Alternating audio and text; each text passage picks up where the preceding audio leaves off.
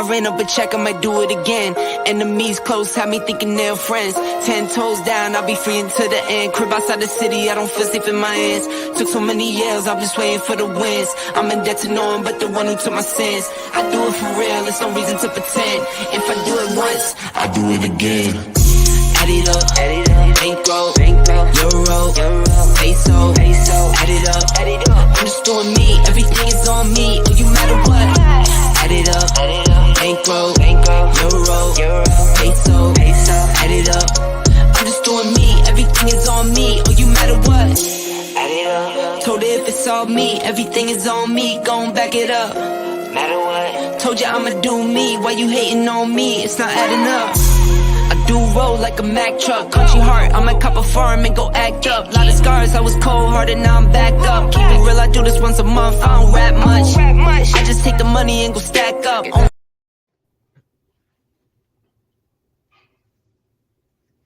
Good evening, good evening, good evening. What's up, Savannah? This is your boy, Julius Campbell. I'm here with you, Ain't to Ain't, Incorporation to Incorporation. What do?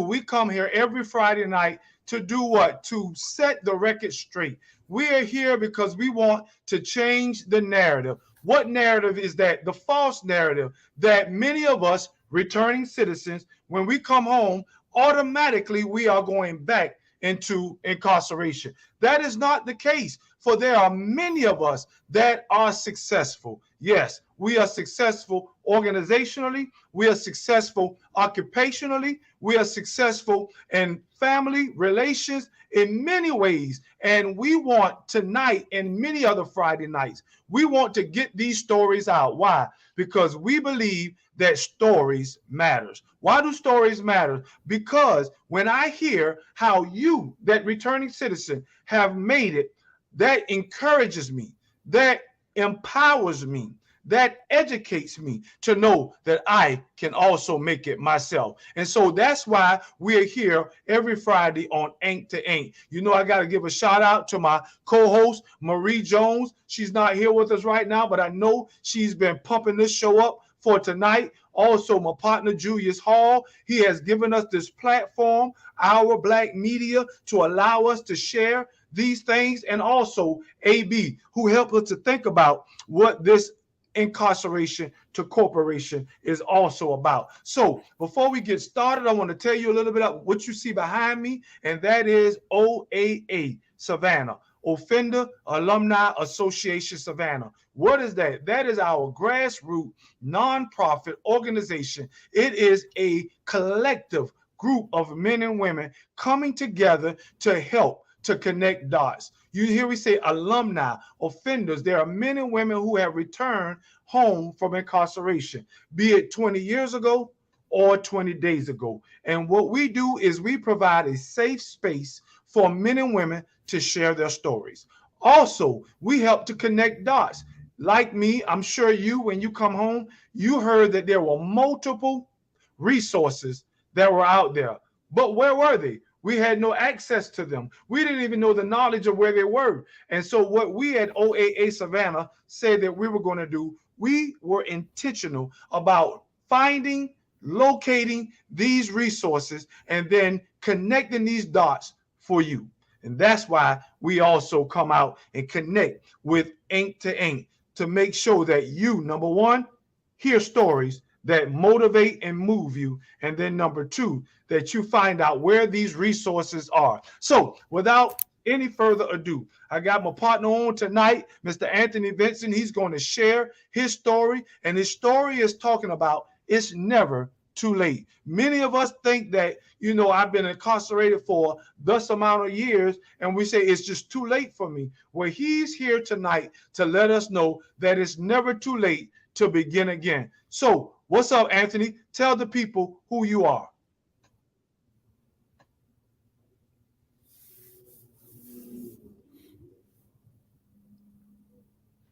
I can't hear you, Anthony. Speak up a little bit. Now I can hear you, Mr. Campbell. I couldn't hear you. Okay. Go ahead and tell the people who you are.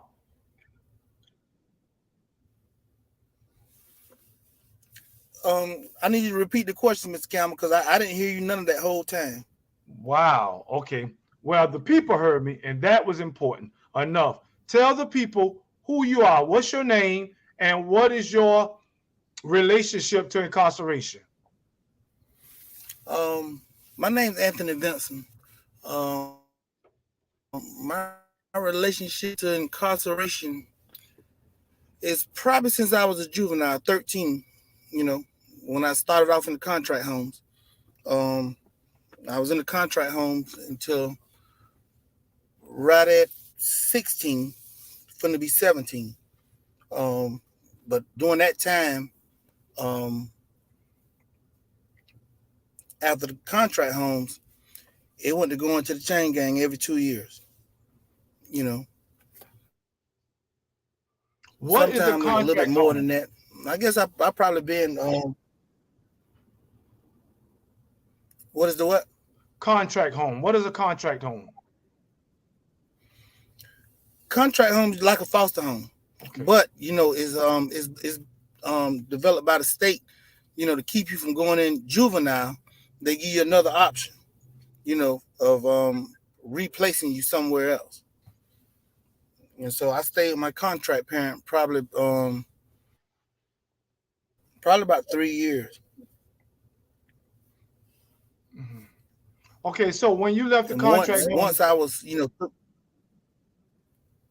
Tisha, tell me your story, starting from the contract home till incarceration and then coming out. Tell us your story. okay. Well, it went from the contract home until I got out the contract home, and then I, caught, my first real charges of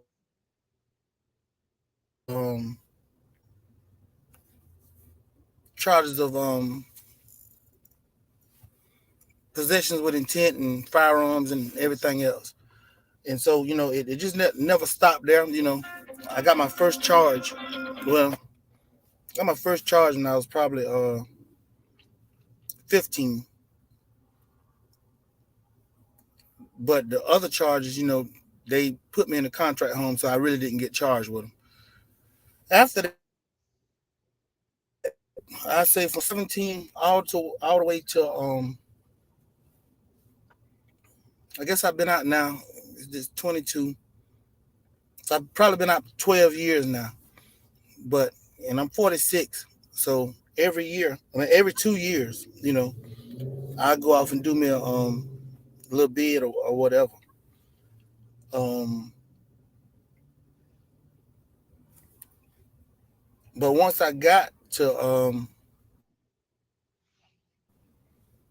on last one was like 20 when I was about 28 or 30. You know, that wasn't the last one.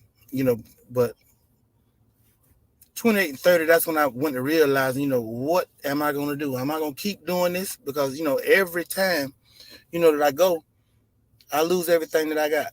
That's my girl, my cars, um, my place, you know, and I lose a lot with my children, you know. So when I got, 28, that's when I went to trying to make me a business plan of what the hell I'm finna do now, you know. Um, that business plan, it didn't turn out to what I wanted, because I was going into business for pressure washing, pressure washing, doing parking lots, um, striping parking lots and stuff like that. But when I got out, it wasn't like that. Each time I got me a job, and when I got the job, I still hustle from the job. I still was out the way 8 hours a day, but I still hustle from the job. But after that, during that time, I had to keep my kids, you know, because my baby mama had a nervous breakdown, and to where I had my two oldest kids until it was I was all they had, you know. So without mama and daddy, where they was going. So I had to get my mind right, man. You know, um, of being out here with them children.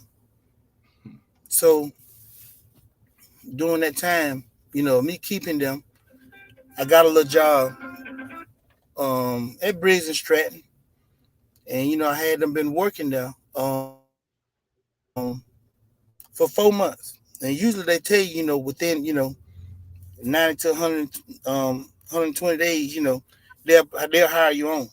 So every day, I went out to this job, I put up numbers, I broke records every day, you know, because I really wanted this job, because it was a sweet job. I was working on the line with nothing but women from 2 to 9. Where else would I want it to be? I want to be right there every day on task. And I was, you know. But then, when the company wanted to hire me on from the temp service, that's when I got in another little stumbling block to where they wanted me to go back out. They wanted me to leave that job and go back out and do concrete finishing, in which I had experience in that. But that's not what I wanted. I ain't going back out there doing that labor. So, by that time, I put some work back in my hand again. And once I did that and put my children at risk every day, that's when I met my wife. My wife was getting them kids every day, you know, while I'm out, doing whatever. And once I, really got with her and realized this woman loved me, you know, I was like, damn, I can't leave her too, So I'm like, so what you gonna do? Because that's all she did was work. And so, I don't want to be the lesser in any situation, So I went back into brick mason for myself, you know. And then in 2007 or 8, whenever we had that depression, I realized, this can shut down at any time, So I went to landscaping. And hopefully, I'm answering your questions, Mr. Campbell. But my last bit of incarceration was 2010 to 2011. Mhm. Mhm. Oh, yes, you did. You answered my question very well. As a matter of fact, I want to hear a little bit more about what you're doing now. But before I do that, I heard you say that there were some things that you did that caused you to make those poor choices again, to go back to doing what you did that got you into the trouble that got you into. I want to ask you, what do you do now that helps you to make better choices? What's up, Tisha? I see you. Always my partner coming from Las Vegas. And I also see you too, Mr. Terrence Missick from Hinesville. But what I want to ask you, Anthony, what are you doing now that will help you to make those wise choices even when things get difficult? Do you have someone in your life as an accountability partner? I heard you speak about your wife. Yeah. Um, that was my new probation officer. You know, um, really, all my life, I really needed extra rules. You know what I mean? For me not to, get in trouble or whatever, because I always been, out there. Um, she, was the one that helped me, go to a different direction. Mm-hmm. Um, with her, I started after the brick mason, we went it went to that depression and stuff. I figured out what else could that I can do, to work for myself. Um, I was already doing landscaping. Mm-hmm. I was already doing landscaping aside of the brick mason. I do that when I get off from work. Right. And so, me and a friend got together, um, and we was going into partners together and stuff. In which that didn't work, you know. But it got me on that path because that's what I really knew because my uncles, that's what they did. Both of them had businesses into landscaping. Right. So I thought about it. Um, from the brick mason and everything, landscaping. I mean, that the brick mason stuff, it can slow down. The Right. housing market and all that slows down. But one thing won't never slow down is your yard, your grass. Your Correct. hedges won't never stop growing. You know. So I'm like, hey, I can do that, and I'm good at it. Mm-hmm.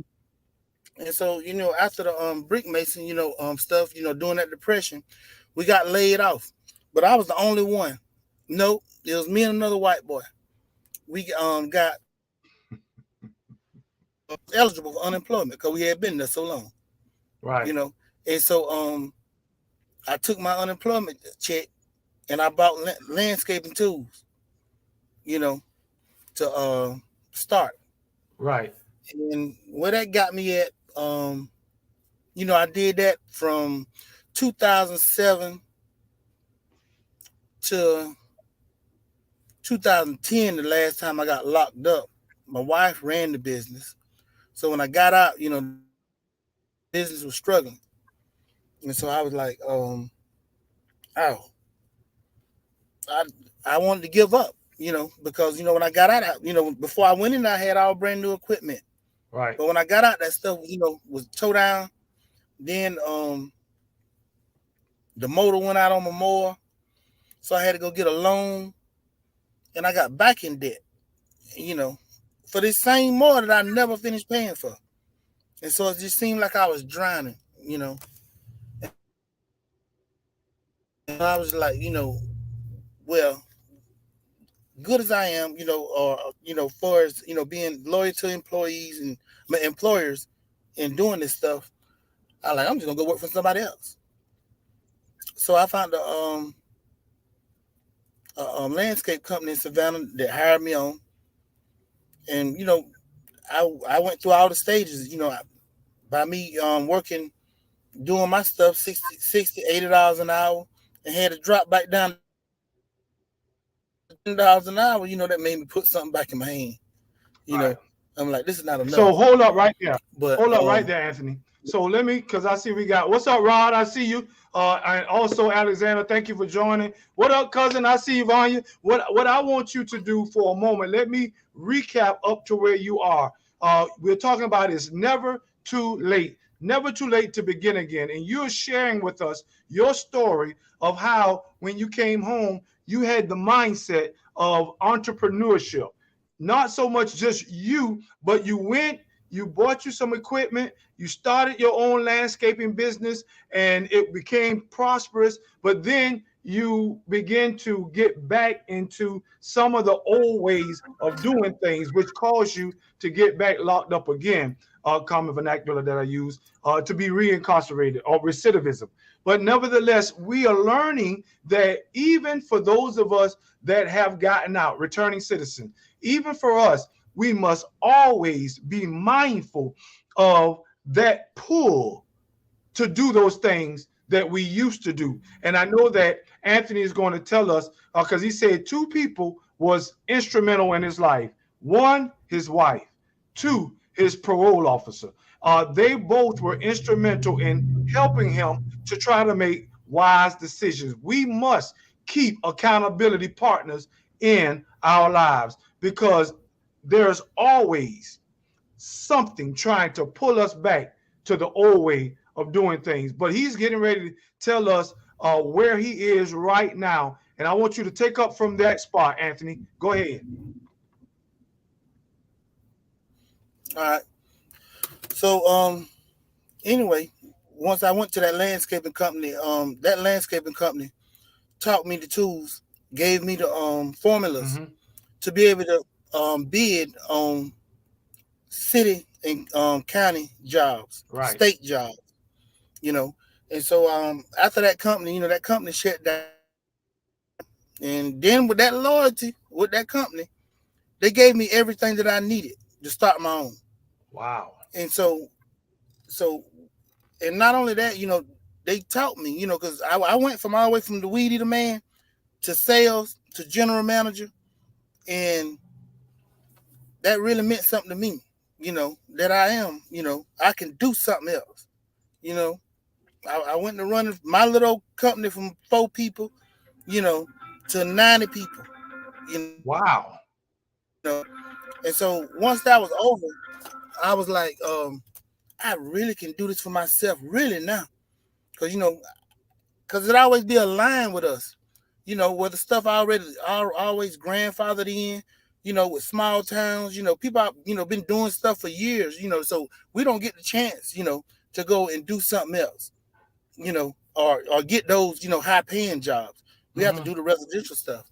Okay. But once I got my first contract with Chatham County, you know, that helped me move further in life.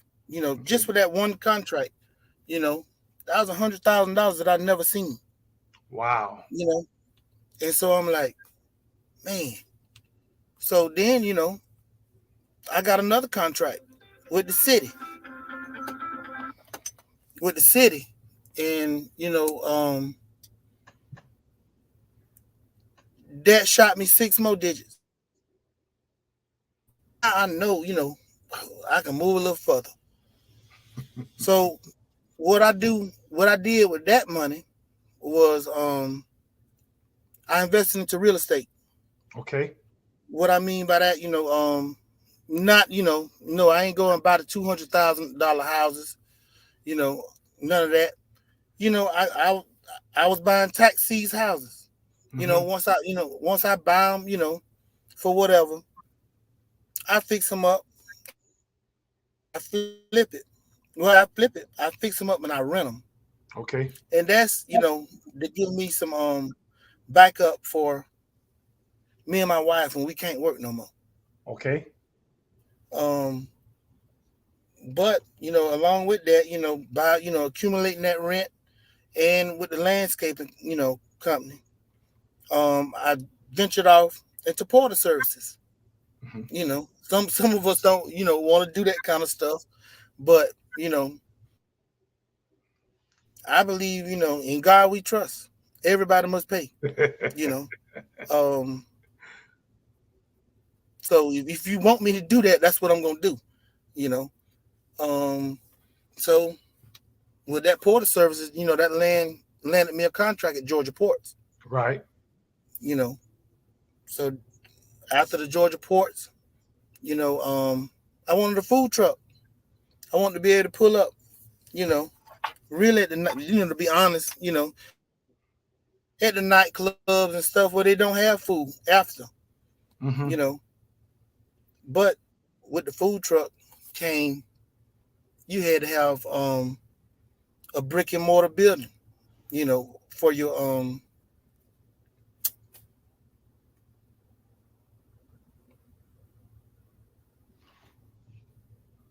anyway, you had to have a brick and mortar building, to be able to fix your food and stuff, prepare your food and all that stuff there. I'll think about it in a minute. So while you're But thinking, give me a doing minute. that, Hold on. While you're thinking, let me cap.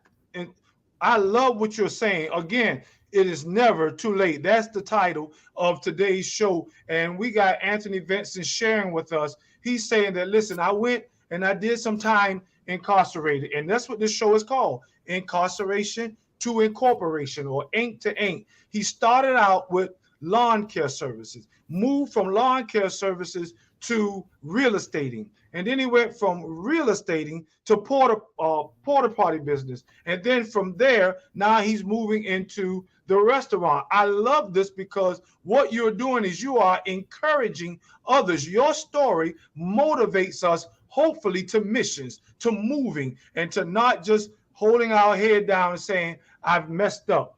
You are motivating us right now. You are empowering us. And so I love what you got going on right now. So is that where you are right now? You're still riding with all of those, or you are just right now in the restaurant business? nope, I'm still riding with everything. Okay. Plus what I ain't told you. But you know, the restaurant, the restaurant came from me having to have brick and mortar building. So from the Mm-hmm. brick and mortar, I was like, if I got to go on and get all this stuff, by the health department and this and that, I might as well put me a little food bar in here. And so, that's what I did. That's where the restaurant come from. I really didn't have, the passion or the dream, for a restaurant. My passion and dream was for that food truck, so that I can move and I can go around, But with faith and God, the restaurant turned out, pretty good, until where the food truck moving, the restaurant, doing numbers. Um, and then I have my other plans, on what's next. What's next? Well, what's next? I want to go into trucking Gotcha. because because right now in Savannah, Garden City, it's the number one port. Well, not the number one, but they do a lot of numbers out there, in which I can add a lot of numbers in my pocket Check this and to out. others. Check this out. I see one of my partners on right now that's into trucking right now. What up, Rod? And so let me turn the corner for a moment because we're not going to be on much longer. I want to remind the people, what are we talking about? Here at Ink to Ink OAA Savannah, we're talking about it's never too late. It's never too late to begin again. It's never too late to learn from our mistakes. It's never too late to share your story because your story can encourage, can impact, can empower, can educate another person to know that if Anthony did it, I can do it also. And so, Anthony, I want to ask you a question as we turn this corner. Would you do me a favor? Would you look right there into that camera where you are, and would you encourage someone right now, some man or some woman that has gotten out of prison, be it 20 years ago or 20 days ago? Would you encourage them right now and let them know that they too can make it?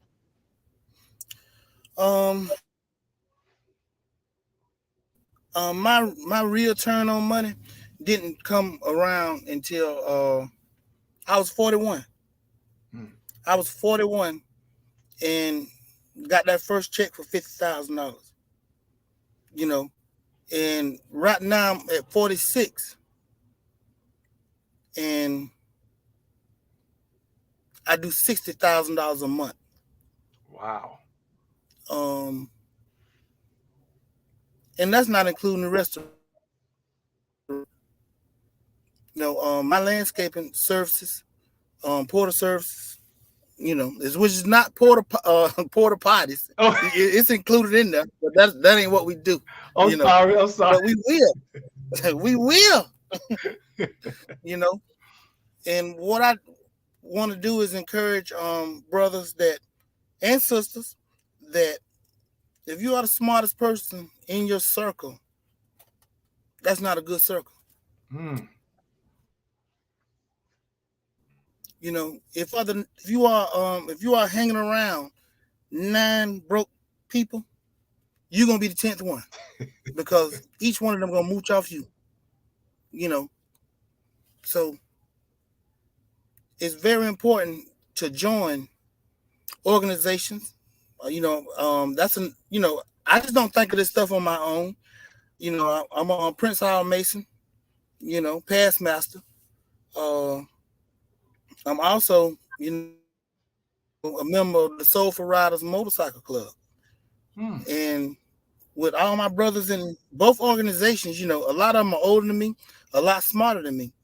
And so it's very important in life to listen to people because you don't know everything. Even now, I don't know everything. I want to know some more. And as they say, you can learn a lot from it, dummy. You just know not to do what he did. You know what I'm saying? Right. So I hope that encourages, each and every person that hears this podcast. It's never too late, but you got to get on the right track and be around the right people. Right.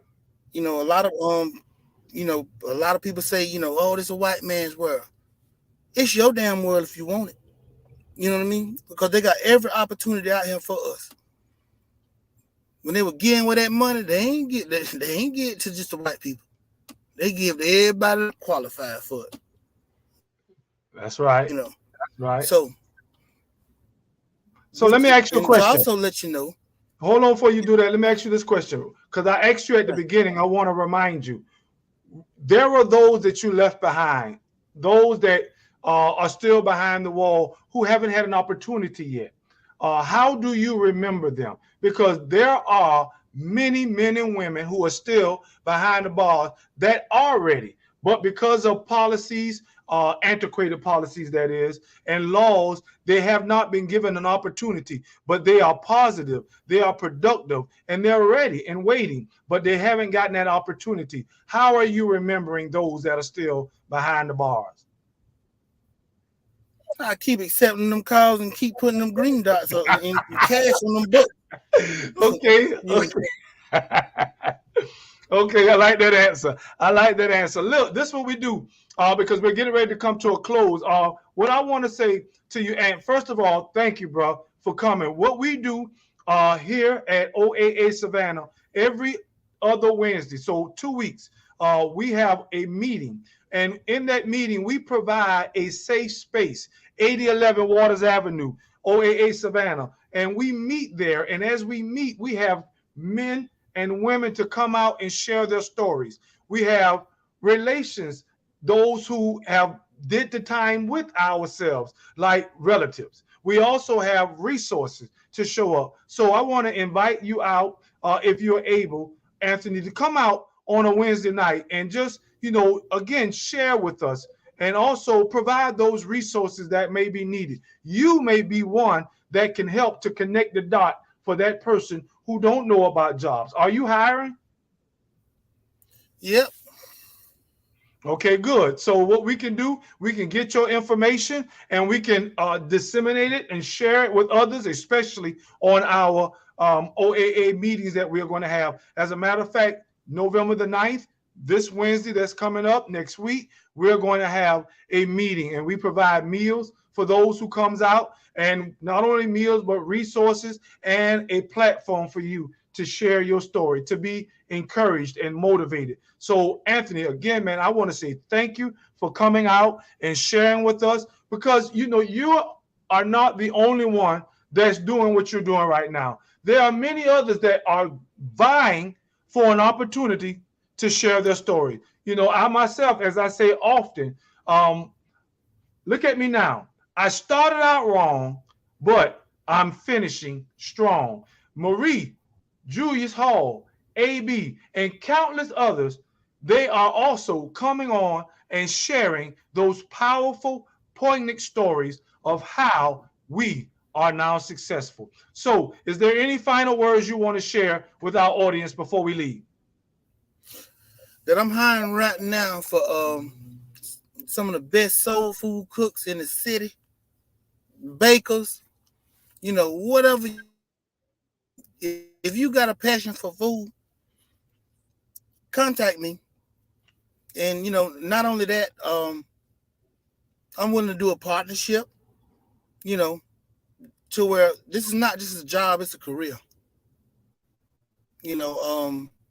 A lot of the things I do, I do it, but other people run it because that's what they do better than me. Right. So with that being said, if anybody needs Vincent. So what I want you to do is, don't call to use Vincent. I want you, my name is, again, Julius Campbell, but I'm going to give you my email. Is jcampbell@offenderalumniassociation.org. My wife is going to put that in the chat so that you can see it. jcampbell@offenderalumni.org. Reach out to me. My number, 912-484-2145, 912-484-2145. Contact me so that I can get you into contact with Mr. Anthony. Hey, again, Anthony, thank you for coming on tonight. For those of you that are always joining us, much love. I know my peoples that are watching me. And remember, here we educate, we empower, and we also encourage. Again, we may have started this thing out wrong, but look at us now. We are finishing strong. We love you. We'll see you again next Friday on Ain't to Ain't. Good night.